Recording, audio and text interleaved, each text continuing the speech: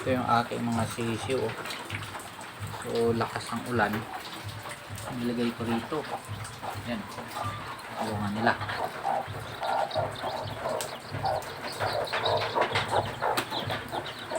Yan ang nanay. Yan. Yan, nandito naman 12 piraso yan.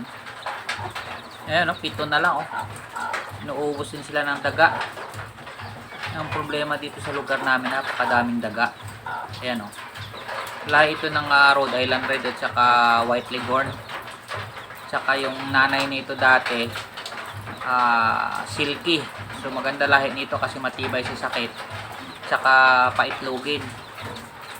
Ang purpose talaga nito, paitlogin talaga sila. Kaya yan yung crossbreed. Yung crossbreed ko sa kanila yan. Ano, masisigla na sana. Kaya lang inuubos naman ng daga.